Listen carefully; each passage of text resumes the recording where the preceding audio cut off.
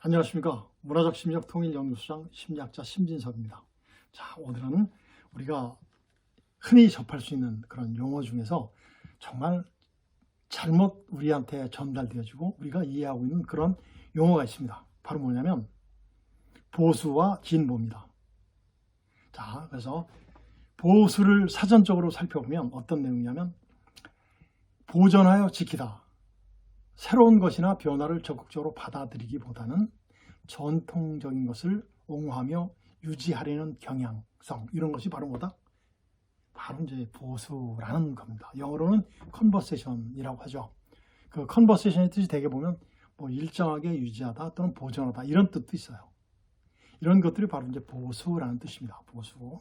그 다음에 그 반대로 진보가 있습니다. 진보. 한자로는 나갈 진짜 걸음 못자 쓰죠. 앞으로 나간다는 그런 뜻이겠죠. 자, 사전적 의미를 보면 정도나 수준이 나아지거나 높아지는 것이 바로 뭐다? 진보다. 그 얘기죠. 그 다음에 역사 발전의 합법집성에 따라서 사회의 변화나 발전을 추구하는 거다. 이게 바로 이제 진보입니다. 그래서 영어로는 프로그레스 아니면 어드밴스라고 이제 표현이 가능하죠. 그 다음에 이제 여기서 파생된 용어들이 있어요. 진보적이다 하면 뭐죠? 사회의 변화와 발전을 추구하는 것. 이게 바로 이제 진보라고 할 수 있어요. 그 다음에 이제 거기서 또 나온 용어들이 이제 거족적이라는 용어도 이제 진보와 관련된 용어들입니다. 발전 따위가 뚜렷하게 커다랗게 나타나는 것. 발전 따위가 커다랗게 나타나는 것. 이것이 바로 이제 거족적이라고 할 수 있습니다. 그 다음에 이제 또 뭐가 있냐면 장족 진보하다 이런 뜻도 있어요. 이런 말도 있어요. 이게 바로 뭐냐면 이제 매우 빠르게 진보되어 가다. 이런 것들이 바로 이제 진보와 관련된 용어들입니다. 거기에서 그 진보적 세력, 거기에 이제 세력이 화가 되면 그게 바로 뭐냐면 급진 세력이라고도 표현이 됩니다. 급진 세력이라고. 그래서 더 이제 왜곡되게 이제 발전되면 어때요? 이렇게 발전되면 이제 굉장히 더 커다란 용어들이 나오겠죠. 좌파, 우파까지 나옵니다. 좌파, 우파. 좌파, 우파. 좌우는 뭐예요? 민주진영과 공산진영 그런 뜻이에요. 그런데 그런 식으로까지 발전이 됩니다. 그래서 실제 보면 또 이제 이런 용어들이 이제 정치적으로 쓰이게 되면 대개 이제 보수주의자, 진보주의자, 보수주의자, 진보주의자. 대개 따지면 어떻게 되냐면 보수파, 진보파 이렇게 나옵니다. 보수파들은 뭐냐면 물론 정치나 문화, 문명 같은 것들은 어때요? 변화되는 것도 같지만 변화 안 되는 것 같고 그래도 변화되지 않습니까? 또 발전해 나가는 거예요. 발전해 나가는 것이 바로 이제 문화, 문명인데 정치도 마찬가지. 그 안에 포함되는 것도 바로 이제 정치인데 그 안에 포함되어 있는 그 사회에 포함되어 있는 구성원들의 정체성이 쉽게 흔들리면 뭐가 나타나는 거죠? 문화적인 충격이 나타나는 거 아닙니까? 그래서 정체성이 쉽게 흔들리지 않고 정체성의 혼란을 가져오지 않고 자연스럽게 맞춰지면서 적응해 나가는 것이 바로 이제 보수라고 한다면 진보는 어떤 거예요? 진보는 급진적으로 바꾸는 거예요. 급진적으로 완전히 바꾸는 거예요. 정치적으로 이제 가장 전 세계적으로 가장 발전된 나라가 어디죠? 발전된 나라가 발전된 나라가 어디냐면 바로 미국이라고 볼 수 있어요.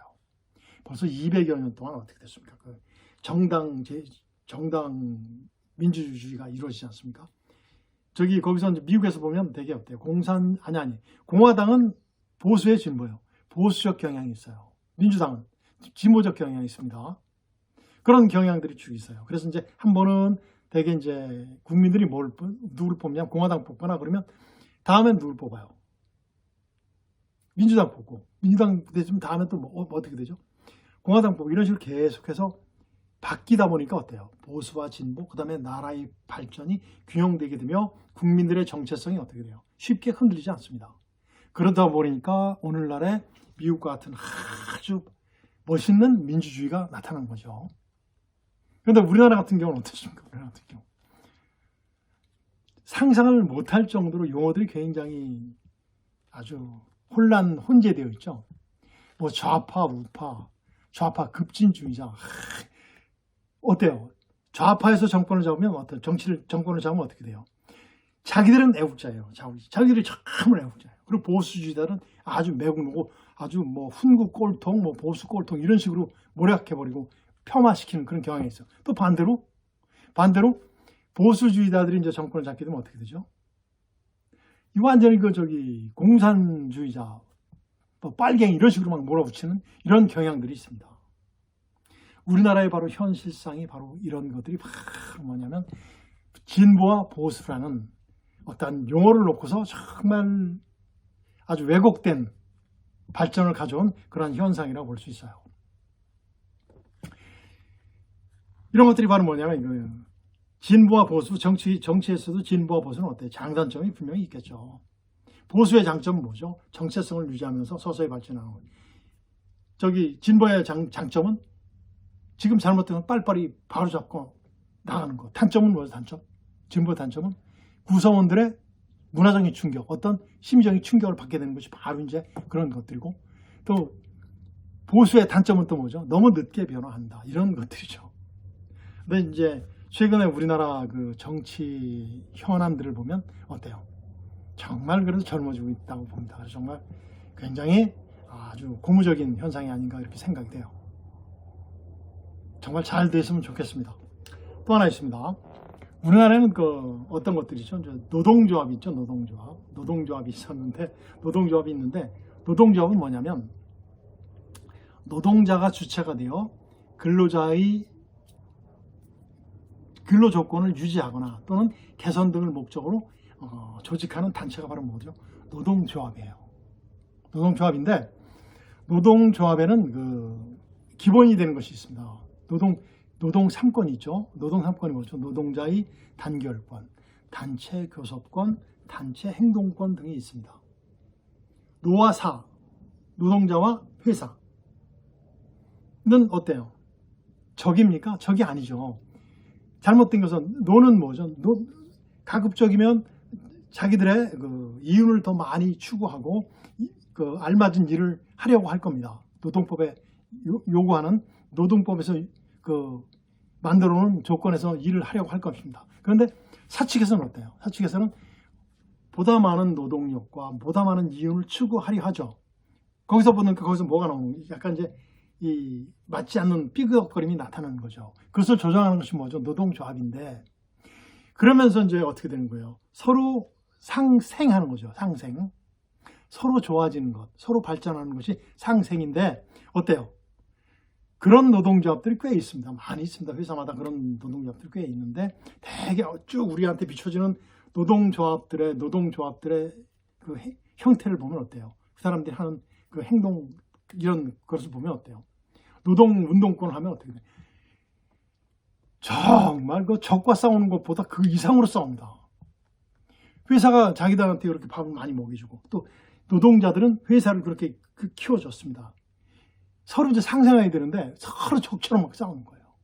결국 이제 물론 다시 화해해가지고 이제 다니는데, 정말 우리 국민들한테 또는 자라나는 우리 젊은 세대들한테 비춰지는 그 모습들은 어때요?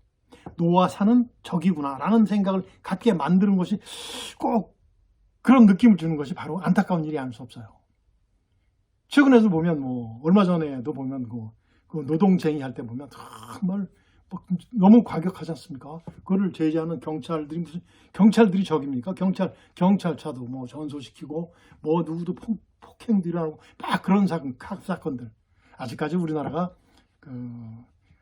실제 이런 역사가 좀 짧기 때문에, 자유민주주의의 역사가 짧기 때문에, 자유민주주의 하에 있는 노동 조건의 역사가 짧기 때문에 그럴지는 모르겠습니다만, 그렇다고 짧은 것은 결코 아닙니다. 전 세계에서 가장 잘 사는 나라, 그래도 그 안에 살고 있는 국민들이 행복한 나라 7번째 안에 드는 나라가 대한민국인데, 그런 일들이 더 일어나면 되겠습니까? 정말 정치 현안에서도 그런 일들이 안 일어났으면 좋겠습니다. 진보와 보수 가르지 말고, 결국은 뭡니까? 서로 발전을 나가는 건데, 서로 적으로 만들지 말고 자기가 한 행동에 대해 합리화시키는 것. 즉 심리학에서 보면 이제 방어기제가 있는데, 어때요? 물론 이제 프로이디안적인 그런 얘기입니다. 합리화라는 것이 있는데 나한테 유리하도록 만드는 거죠. 그건 성숙하지 않은 방어기제예요. 성숙한 방어기제는 뭐죠? 승화시키거나 이타주의, 이런 것들이 굉장한 어때요? 성숙한 방학 규제죠.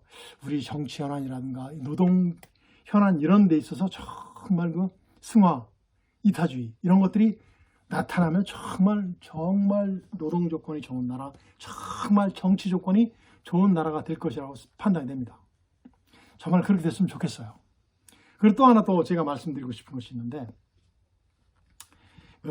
전국 교사 조합, 노동조합이 있어요. 전교조라고 하죠. 전교조.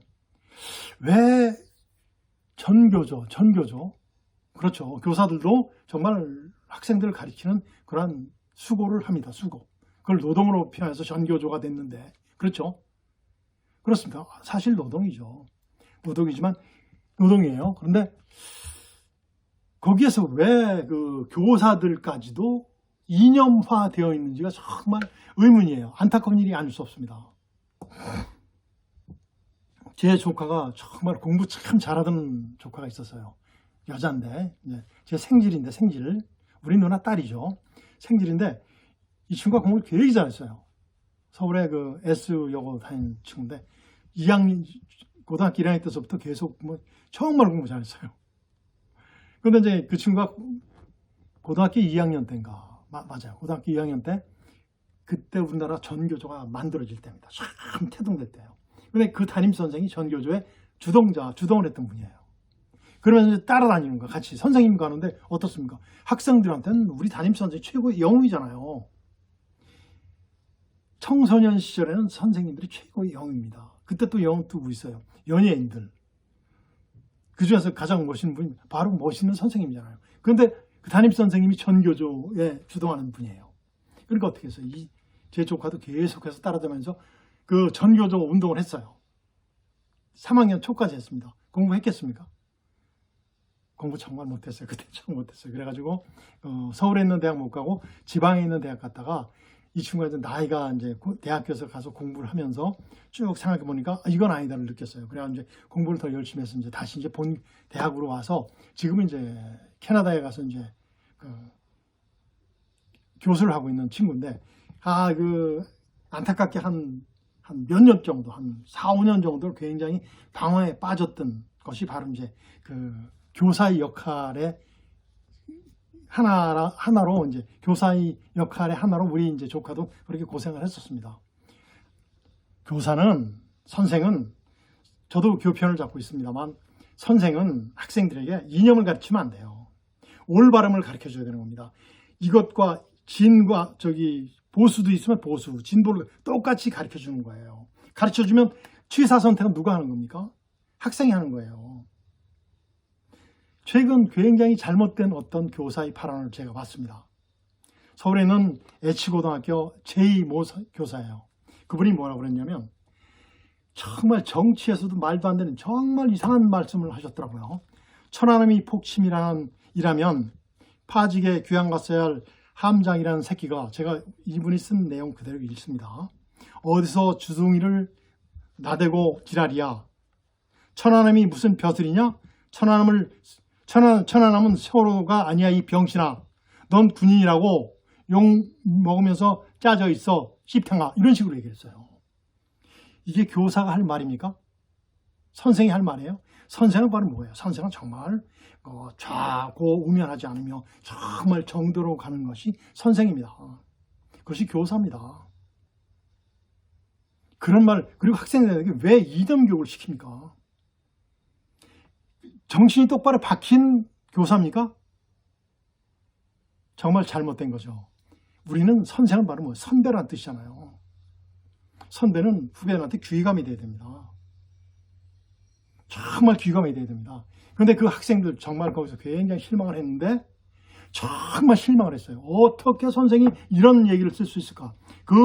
이 말을 한 그 선생은 저보다 후배쯤 될 겁니다. 어떻게 이런 말을 할 수 있는가? 라고 이제 안타까워 밑에 댓글 달리는 거 보니까 그 학교 학생들이 전부 다 자기 선생의 잘못된 것을 지적을 해줬어요. 제가 얼마나 얼굴이 뜨거웠는지 모릅니다. 굉장히 뜨거웠어요. 얼굴이 뜨거웠었어요. 그리고 또 하나 기분이 굉장히 좋았습니다. 야, 우리 젊은이들 살아있다. 10대 고등학생들 살아있구나. 그래, 대한민국은 여러분들이 담당하면 정말 여러분들이 성장해서 이끌어준다면, 대한민국을 만들어준다면 최고의 나라가 될 수 있겠구나를 느꼈습니다. 정말 우리 선배들, 우리 선생님들 정신 똑바로 차려야 됩니다. 아무 말씀 함부로 드리면 안 됩니다. 특히 정치하는 분들, 그리고 노동조합에서 장을 맡고 있는 분들 정말 정도를 지키십시오. 정도를 지키십시오. 우리가 잘 돼야지 됩니다. 우리나라 보니까 이번에 G7 정상회의에서 우리 대통령께서 이런 말씀을 하셨습니다. 북한의 백신도 도와줄 수 있다. K 방역 체계를 도와줄 수 있다. 했습니다. 얼마나 자랑스럽고 정말 진정성 있는 제안입니까? 자랑하려고 한 말씀 절대 아니라고 저는 생각합니다. 근데 북한에서 어떻게 해서 김정은이가 거부했죠? 참 안타까운 일이 아닐 수 없습니다.